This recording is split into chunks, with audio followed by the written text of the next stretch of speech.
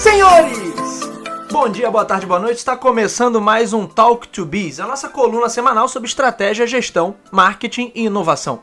O meu nome é Bruno Garcia, sou professor e profissional na área de marketing e business, e aqui você já sabe, toda semana a gente traz um tema novo a respeito do mundo dos negócios, mas também comentamos sobre notícias, sobre acontecimentos que podem ter um impacto na sua empresa, no seu planejamento estratégico ou na sua carreira. Lembrando sempre que esse podcast é um oferecimento do nosso site, o talktobiz.com, que você acessa também pelo endereço talktobusiness.com.br. Ali você encontra o feed desse podcast, além das atualizações e do nosso blog. Então é sempre legal dar um pulo e conferir o que a gente produz por lá.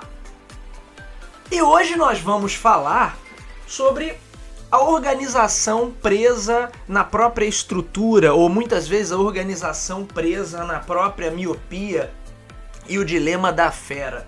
Essa questão da fera é um conceito que eu vi a primeira vez no livro Criatividade S.A., do Ed Catmull, que é o presidente CEO da Pixar e da Disney Animation.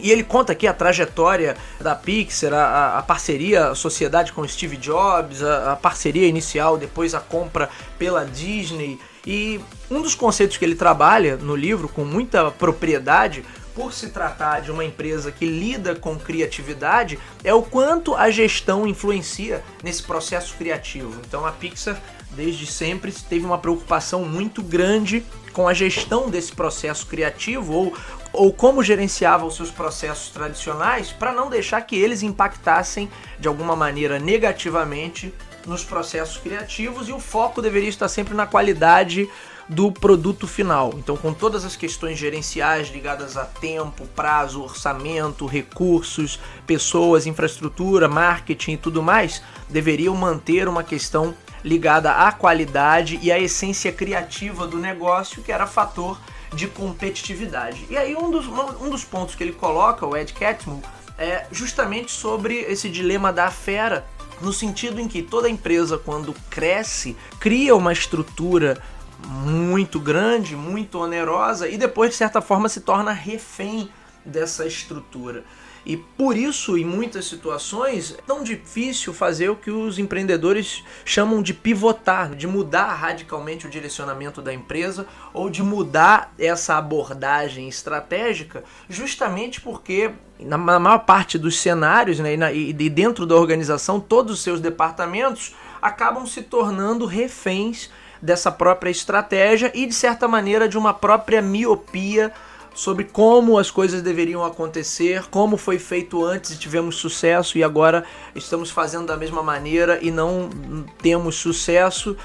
E por incrível que pareça, né, por mais estúpido que às vezes essa afirmação possa parecer, em boa parte das empresas o resultado trágico é atingido, é alcançado justamente porque as pessoas, e não podemos nos esquecer que qualquer organização, qualquer projeto, na verdade, é um conjunto de pessoas que estão ali trabalhando e pensando aquilo ali no dia a dia.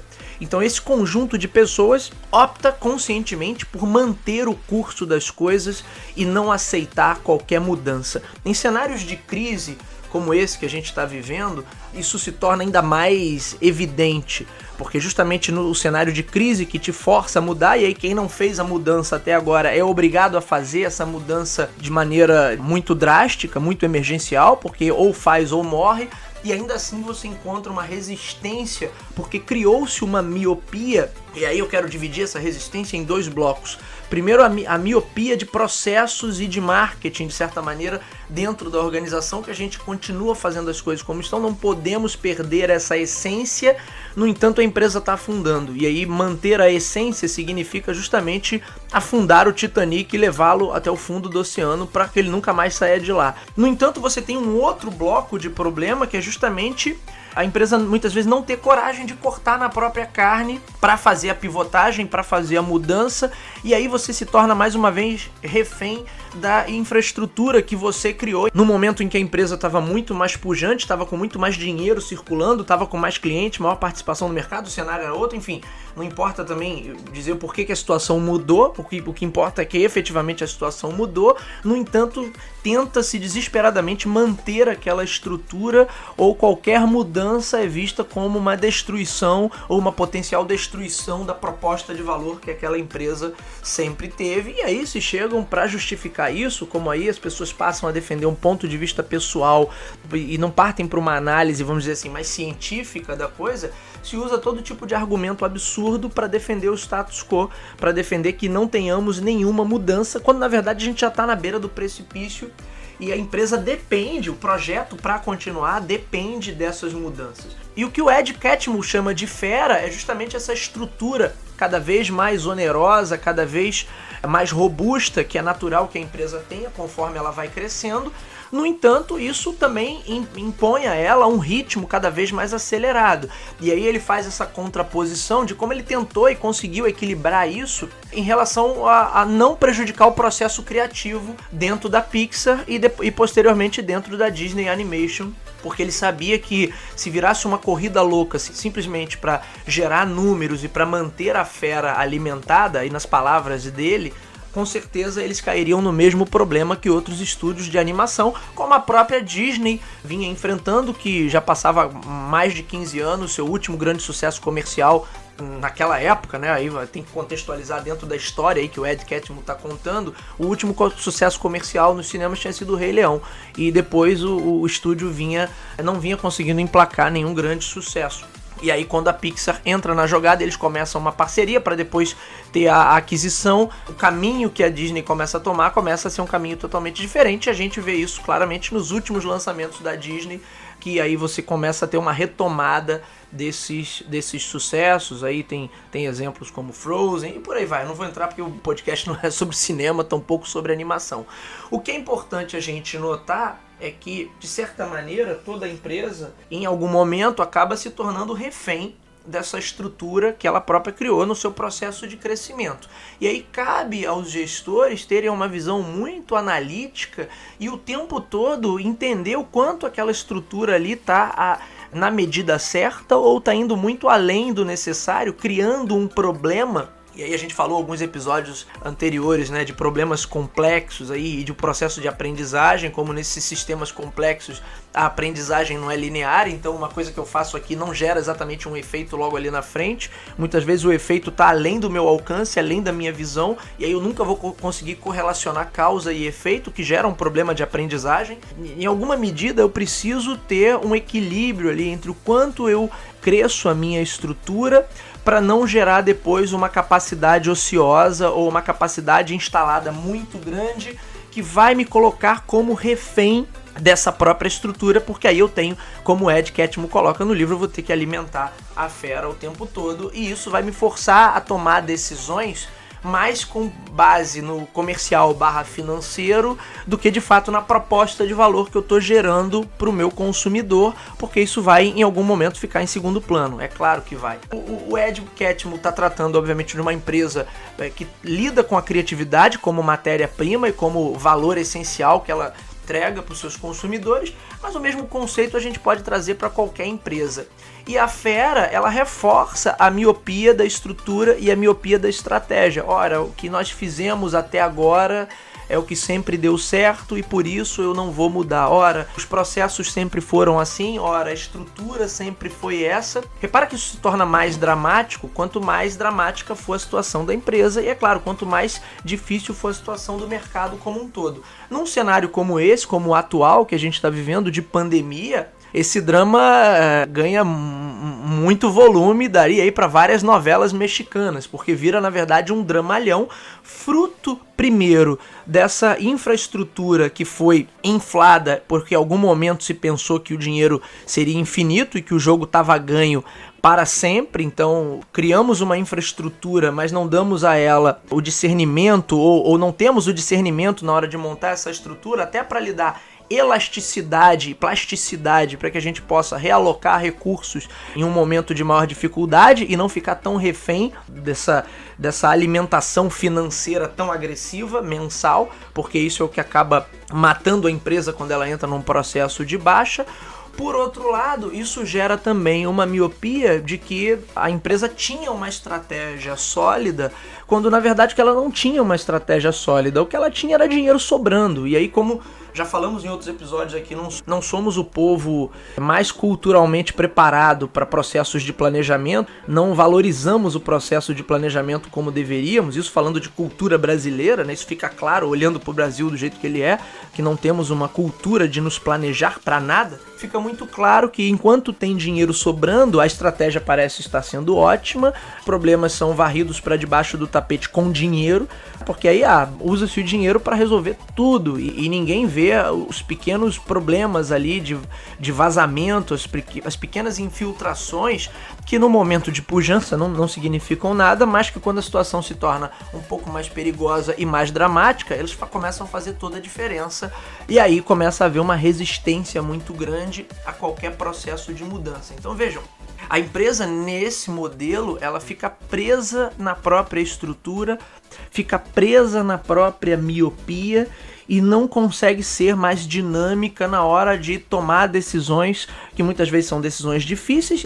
E repara bem, essas decisões se tornam difíceis e mais complicadas porque elas não foram tomadas no tempo certo. E boa parte do que a gente vê por aí, pela minha experiência, e vocês ouvintes vão confirmar isso também, é que a empresa, a gente pode perceber com clareza que na maioria dos casos houve um certo descaso em relação ao que havia de problema surgindo no horizonte, e esse descaso também é fruto da miopia. Não vamos mexer com isso, que a famosa história, né, em time que tá ganhando não se mexe, não vamos sacrificar a nossa estratégia, como se de fato houvesse alguma estratégia, quando na verdade o que havia era dinheiro sobrando, daí o comportamento perdulário, e aí com isso as decisões corretas não são tomadas no tempo em que elas devem ser tomadas.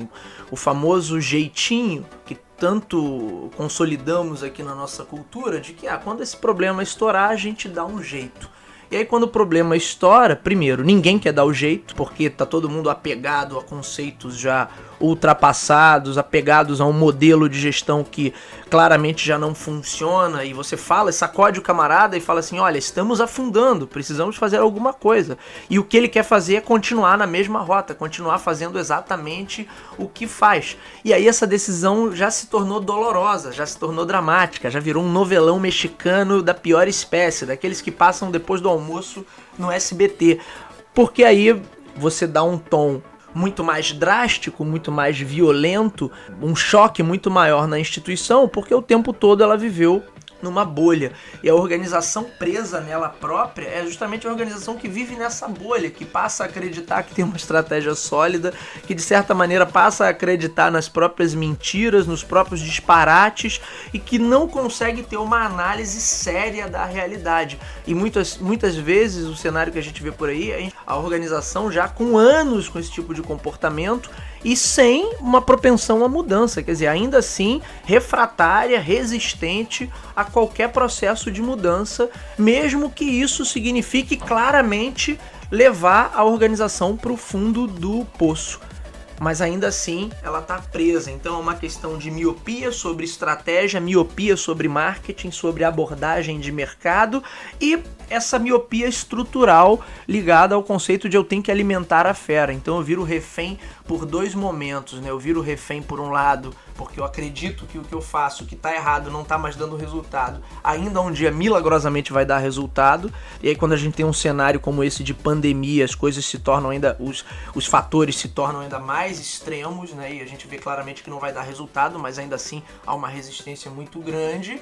E por outro lado você tem o próprio apego à estrutura de não, vamos tentar mais uma vez, vamos tentar salvar, quando na verdade as decisões mais objetivas e que sejam mais ágeis no sentido de livrar a organização eventualmente de um peso que ela está carregando que não está gerando nada, tornaria ela muito mais leve, daria a ela muito mais dinamismo para pivotar, para se reinventar, para se reposicionar, para repensar sua proposta de valor, para se reestruturar em relação ao mercado, daria essa agilidade, mas aí você tá refém da fera, e como refém da fera, você só pensa em manter tudo como está, alimentar a fera, e com isso muitas organizações vão diretamente pro fundo do mar.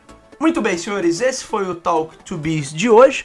Você já sabe, meu nome é Bruno Garcia, me encontra aí nas principais plataformas sociais. Bruno Garcia no LinkedIn, Bruno_TalkToBiz no Instagram. Podem me adicionar, mandar o feedback de vocês. Mandem também perguntas para serem respondidas aqui no podcast. A gente sempre gosta de receber perguntas dos nossos ouvintes. Não deixem também de assinar o feed desse podcast. Você nos encontra aí nas principais casas do ramo. Se você é usuário Android, lá no aplicativo Google Podcasts. Se você é usuário do iPhone, no aplicativo de podcast da Apple. Se você curte ouvir a sua música pelo Spotify ou pelo Deezer, só buscar lá em podcast Talk to Biz que você nos encontra por lá, ou diretamente no Anchor, anchor.fm, buscando lá por Talk to Biz, e nos nossos sites, talktobiz.com ou no endereço talktobusiness.com.br, você também nos encontra por lá. É claro que a gente pede sempre aquele apoio. Se você gosta desse conteúdo, se você curte esse conteúdo, curta, comente, compartilhe, faça com que o Talk to Biz chegue ao número cada vez maior de pessoas. Vamos ajudar aí a disseminar bom conhecimento sobre marketing, gestão e negócios. É isso, minha gente, eu vou ficando por aqui. Nos vemos na semana que vem. Um abraço a todos.